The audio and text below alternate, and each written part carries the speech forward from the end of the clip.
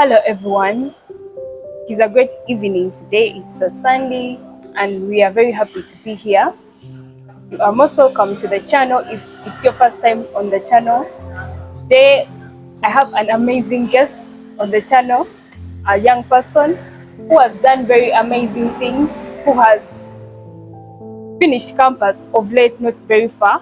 So the topic today is life after campus. Are you ready for the life after campus? How are you prepared for the life after campus? Because I'm telling you, it's very scary outside here. The streets are kind of hot. So I just wanted us to have a good discussion to help someone out there who is still stranded. Graduation was last week. And as when in the graduation tent on Thursday, everyone was enjoying, shouting and excited. But in my head, I was like looking at everyone who was in the tent. There are very many hundreds and thousands of students that were graduating with the same course or different course, but still we were very many.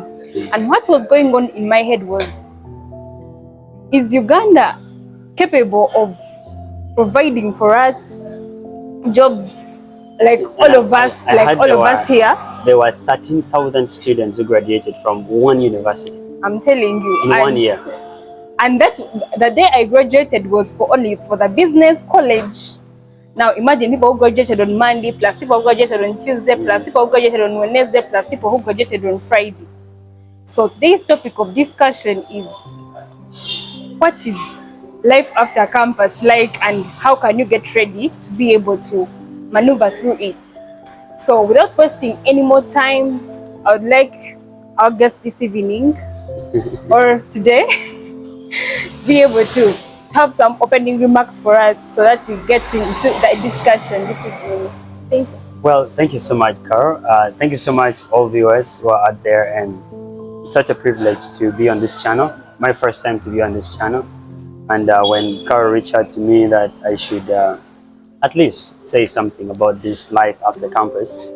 And my name is Cedric, and I completed campus of recent, but it's surprising that I'm back to campus. So Always at campus. I would actually change the topic to be life during campus, because it is at campus that a lot of things happen. But I want to congratulate everybody out there, those who graduated. Congratulations. It's a big step ahead of time, and not so many people have read that. And just in case you did not get to graduate, I'm really sorry. Maybe it could be, we can't judge because it could be different stories and different situations. Maybe fees, or sometimes it might also be your bad behavior. But anyway, let's leave that aside. So yeah, so life after campus. How have you been able to maneuver that life? Because what they have been telling us, like, welcome to the new world. You are now officially on the streets. Absolutely. Exactly. So how have you been able to, where have you started? Did you start before? Like, where has everything been moving to? How have you been finding the life after campus? Well, I can say my journey started when I was at campus. So it's hard for me to talk about the life at campus without saying something about life during campus. I remember when I joined campus in 2018, it was in June that I joined campus, and I had something at the back of my mind that if I go to campus, I don't need anything to do with leadership or anything to do with public appearances or just putting out myself there, as I used to do in the previous parts of my high school and stuff. But then when I came to campus, it was a bit different. I mean, first of all, the environment was different. I was studying in an international school, and then I had so many different nationalities in my class. I had Indians who were teaching me. I had Comorians, I had Philippines, I had Tanzanians, and so on. And one thing that really I put at the back of my mind is I am going to use the time that I'm at campus to maximize what I can do. Now, when I was in school, there are certain things that campus students do that I did not do them. And sometimes I felt afterwards, after like 2-3 years, I felt, was I really normal during those days when I was at campus? Because we had, life at campus. There is weekend programs, there is clubbing, there is swimming, so many interesting things, which are really good. Sleeping, exactly. You sleep the whole time. But then to me, I never went to a bar all my years at campus, not even one time. How? I don't know how, but I never went to a bar. I didn't know where a bar was, but I had all kinds of fancy places and bars around Makerere, Wandigere, and Kamuche, and all stuff like that. And the things I did at campus, I can say it's paying off right now. Because these are the things I used to do. I used to have only 6 hours of class the whole week. Only 6 hours the whole week. So 80% of my week, I am free. I could go online and search on how do you open a company. In my first year, those are the things I was doing. How do you start a company? How do you start a business? How do you write a book? That's when I started working on my book, because I felt there was something more important I could do than maybe just go chill. And then in the process, I began to realize that the moment I begin to explore the opportunities that are around campus life, I'm going to have something better. When I was in high school, we had a lot of opportunities to learn different things, music, dances, catering, and all stuff. I do music. I'm not gifted in music at all, but I know how to play those few instruments, not because I want to do everything, but I want to have an idea of how everything is done. I'm not good at anything, and I'm not bad at anything, but I'm there in everything. Weren't you scared of being a jack of all trades and a master of none? I'll get to that. I started going for different opportunities, like tech events, different seminars that are happening around. And most of these seminars, I rarely could see students like me. The people I used to see them for those seminars, one of them has a company right now called Wape. Wape is a very big company. And I used to meet this girl, she used to go for it.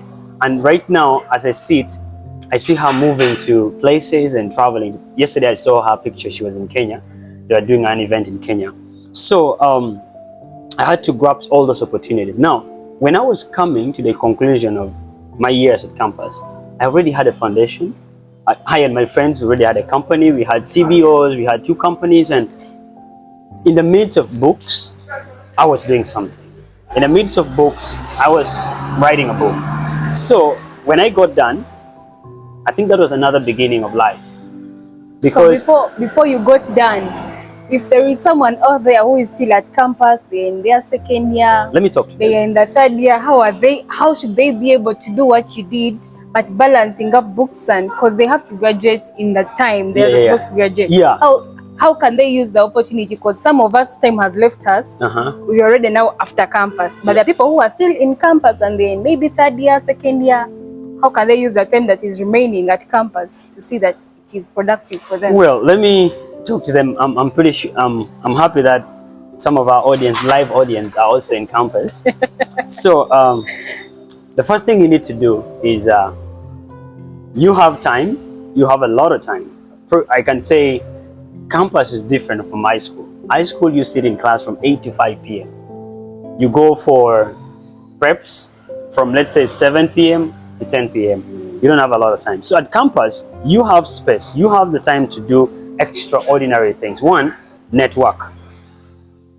Network to the highest capacity that you can with friends, with people that are in the environment or are in the field of exercise that you want to go to. And secondly, attend some social events.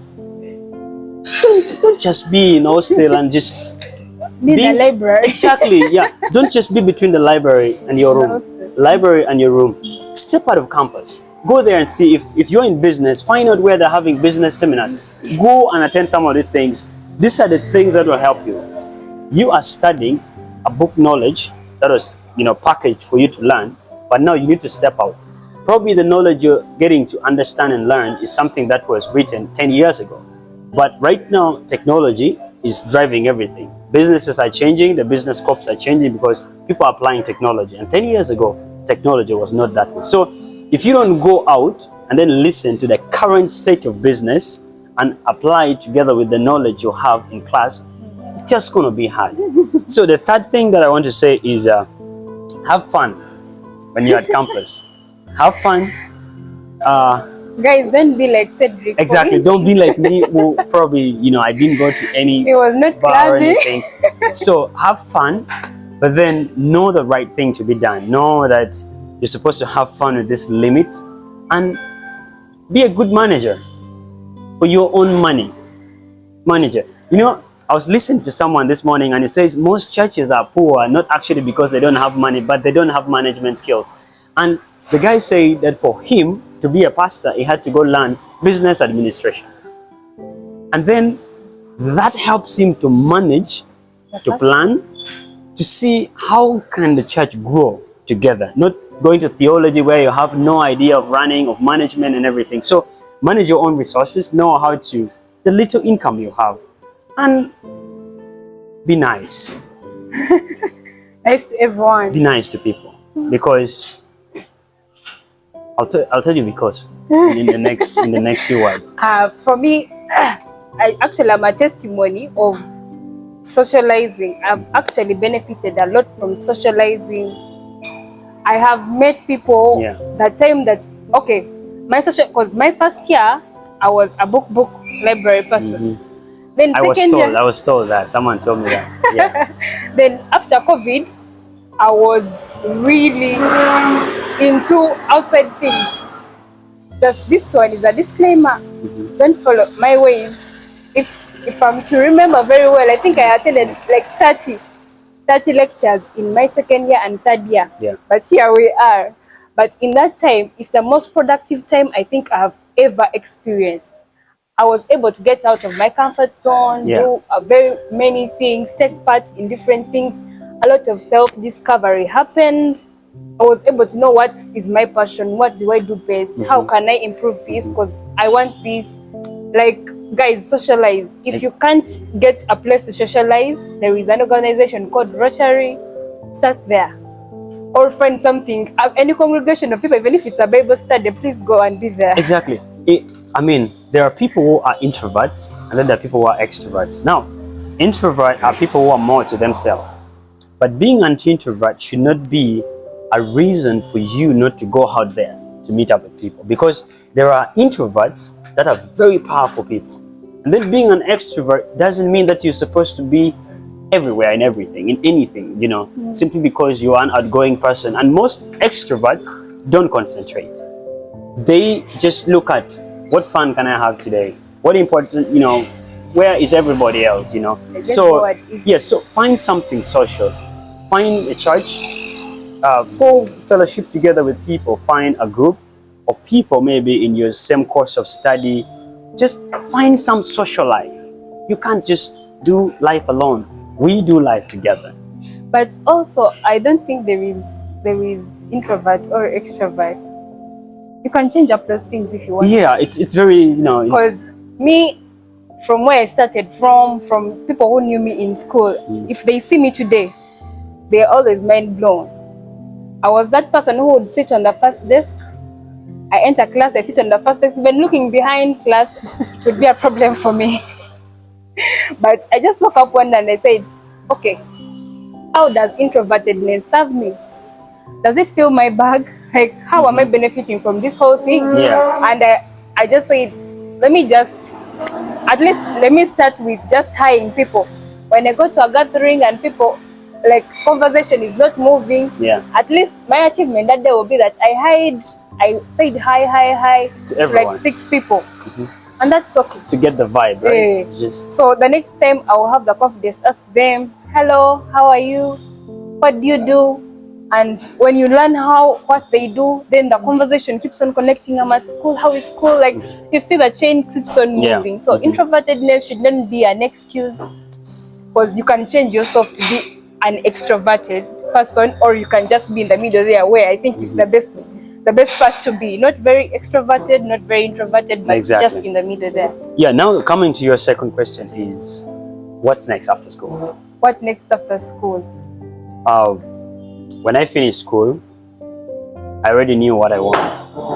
I already knew that this is the kind of life I want to live. this is the kind of people I want to be around with. Number one, sometimes when you step out of school, you begin to realize that people will never, not everyone, will be able to go in the field of their study.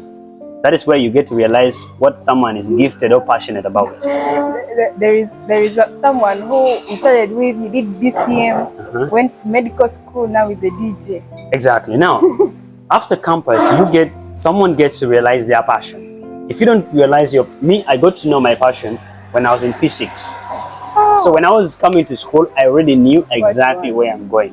Now, some people are driven probably maybe by situational analysis, societal influence, parents and everything. But then after campus, you find someone that's done like medical course or engineering. Then at the end of the day, you find someone a very serious businessman in the street. Why? Because the person is not able to relate what their passion is earlier compared to what they're going to study. Now, number one thing I'm going to say after campus is the world is not fair. When you are in school, you are given everything. You are sent money when you're missing money or anything like that. When I stepped out of campus, I saw what it means to be a real young man. I had to step away from home. I had to start paying my bills. It was so hard. Sometimes I go hungry. I was working and trying to figure out and setting the company and everything. Sometimes I go hungry without food. And then this is my encouragement. If you're doing a business and you're a young person out there, just buy good clothes. Be smart. Because guys, look nice. Yes, look nice. Even if you don't have money, just be smart. Wear good clothes. Present yourself well. There are many times whereby I go to big places, big events. I don't have any money. But don't be shabby. Because you're in your coat, you get breakfast. Exactly. So be smart. That is one really very small thing. But the key 3 points that I'm going to talk about life at the campus is be intentional. Most of us, when we get down at campus, we just let the world be and we say, I'm looking for a job and I want to know anything that comes, I want to do. If you don't build up that social life at campus, and let's say right now you're the victim, you don't have it at all, you can still start from somewhere. Volunteering has been a part of my life. I volunteered with so many things and sacrificed my time, my effort, even my money to see that I do something that creates an opportunity for me. Very intentional. Because every volunteering that I participate in, at the end of the day, I find someone say, well, I saw you the other day doing this. Can you come and do it for us? Can we pay you to do it? And just by speaking, there was a day I went to speak in a place in Lira. And then they asked me, you come, we want you to speak here. And I was like, how long do you want me to speak? Like 10 minutes. I was like, I travel from Kampala to Lira to speak for 10 minutes. And then when I spoke, it was as passion. But then they paid me 200,000. They were paying me 10,000 per minute. No, not actually 10. Is it 20?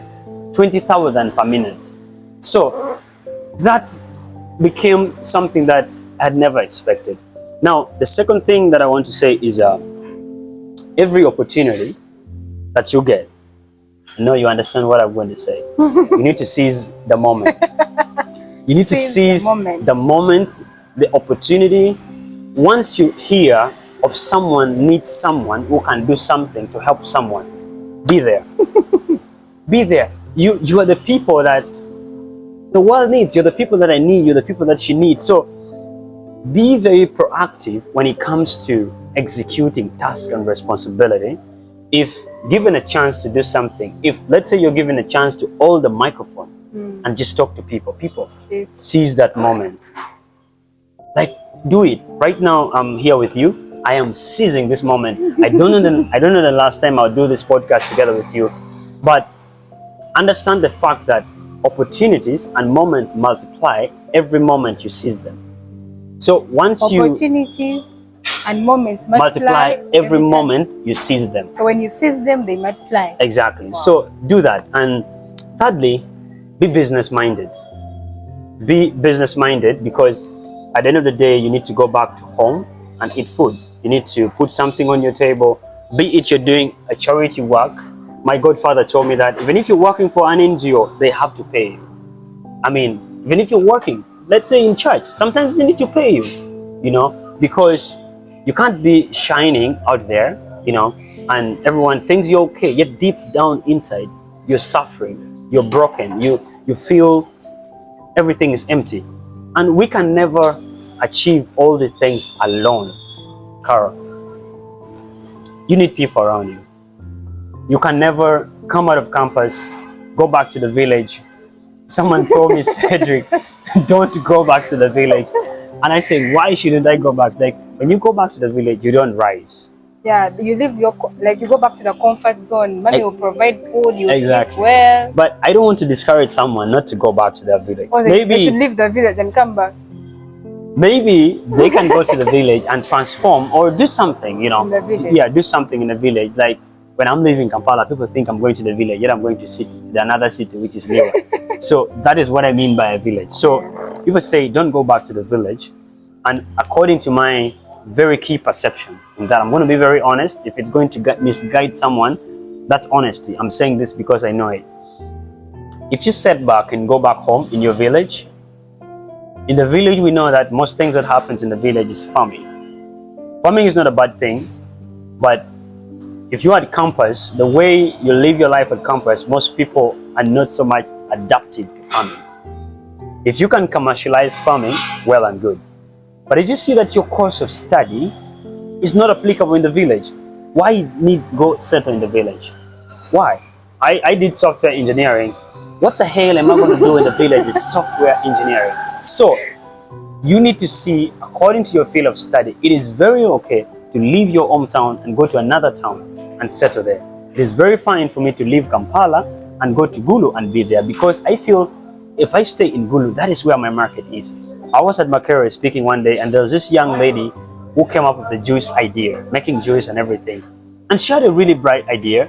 And then when we asked her, where do you want to run this business? She says she wants to run it in Kampala. And I asked her, where are you from? She says, I'm from Mumbara. Is it called Mumbara? Bara, whatever it is.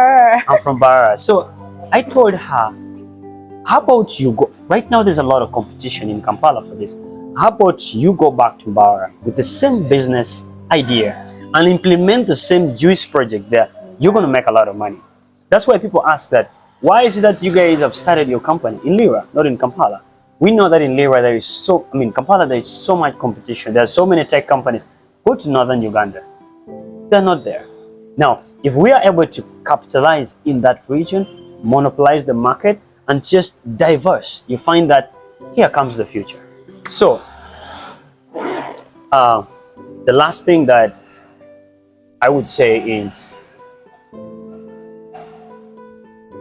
if you become a victim of not knowing what to do, or stuck up in your own opinion after campus and stressed with nothing else to do, don't just sit home. The more you be home, if you're a lady, you'll not even get a guy to marry you. If you're a man, you'll not even find someone that your heart will feel like loving.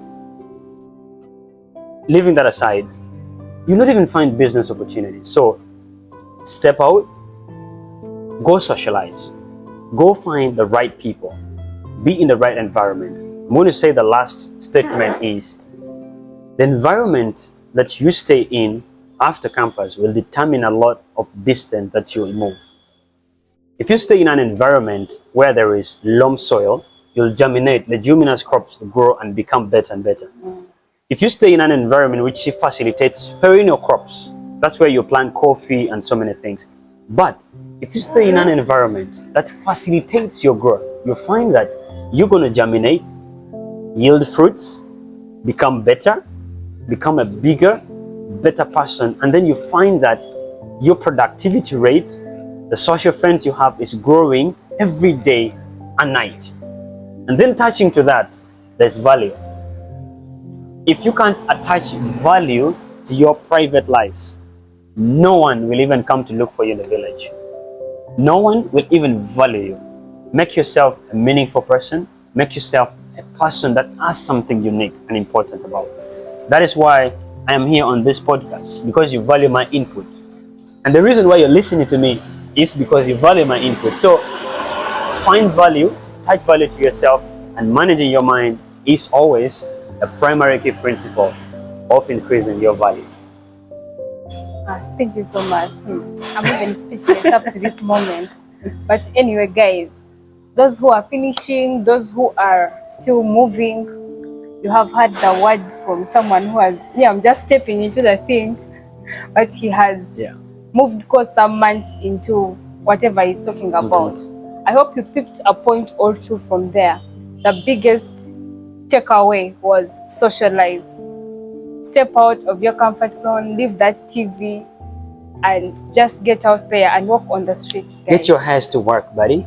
Yes. Let it be volunteering or doing any other thing. Just get something that will keep you busy. There is something that they say, an idle mind is a devil's workshop. It's true. It is very true. If you keep your mind idle, hey, trust me, you're going to begin thinking of things that will not help you, and they will take you to places that you will not want to go to. But if you have dreams, you have things that you wish to achieve in life, you should just collect yourself together. And there is this thing that we have as graduates, that you want a job. If you can't find a job, create one.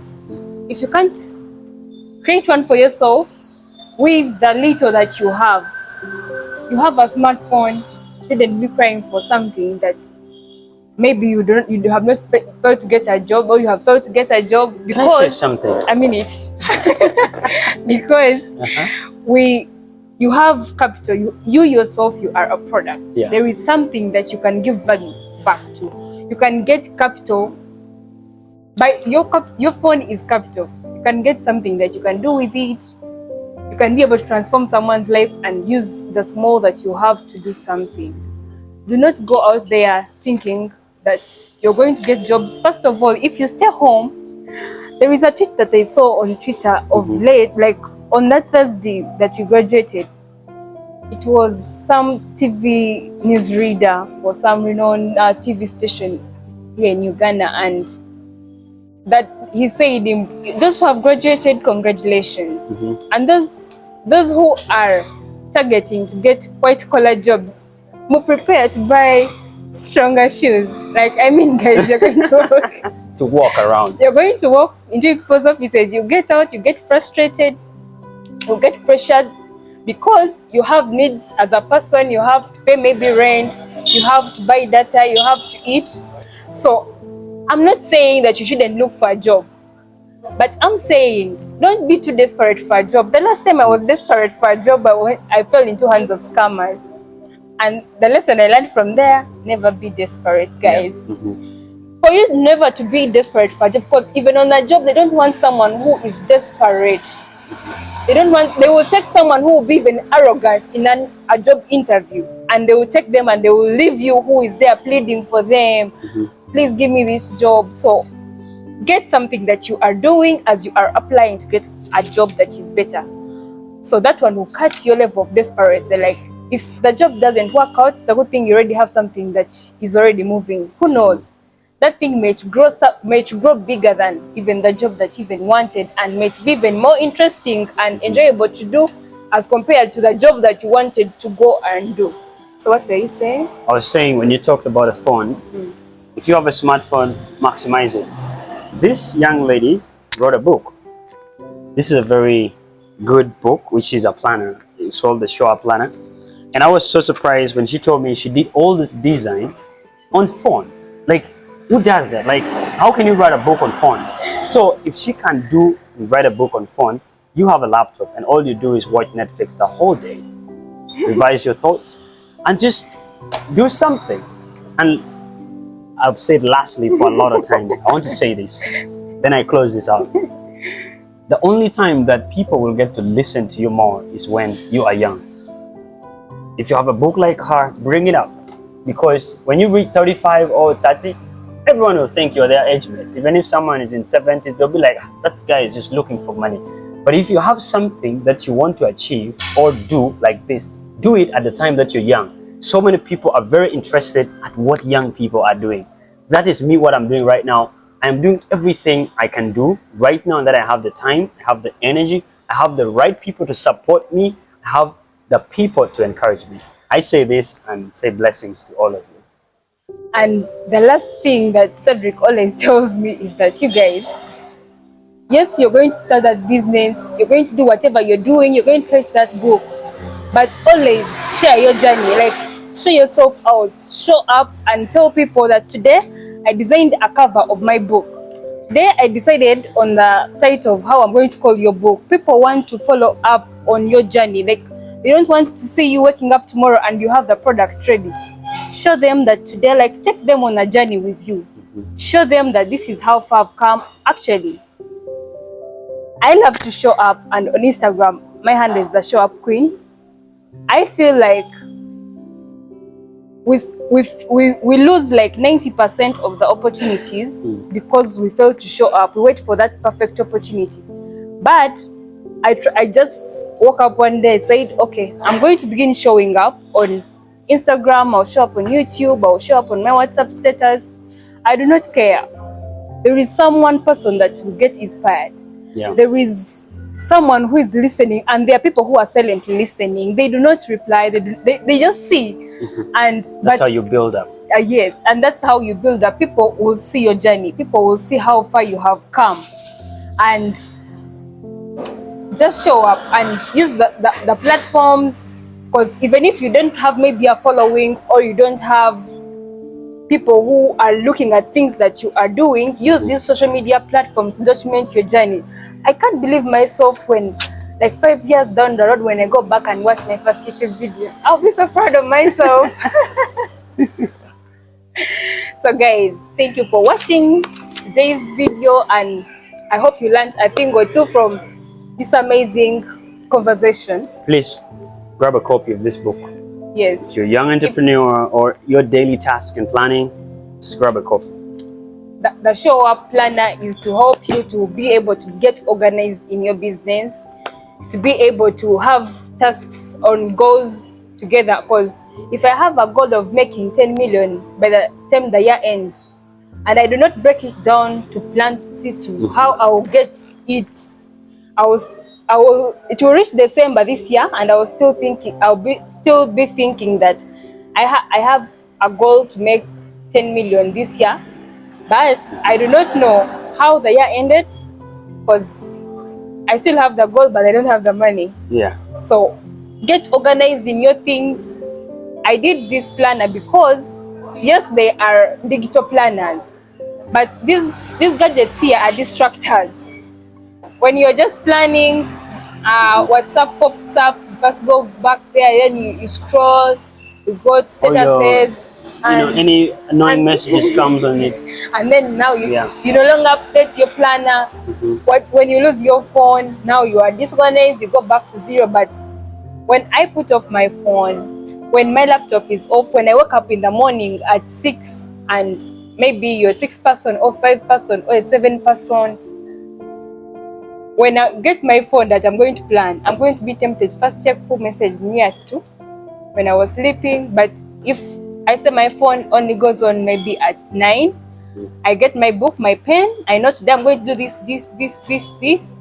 And then in the evening, before I sleep, I write down what I'm going to do the next day, and I assess what I achieved or what I was able to cover this day, and what remained pending for me to start on the next day. Yeah.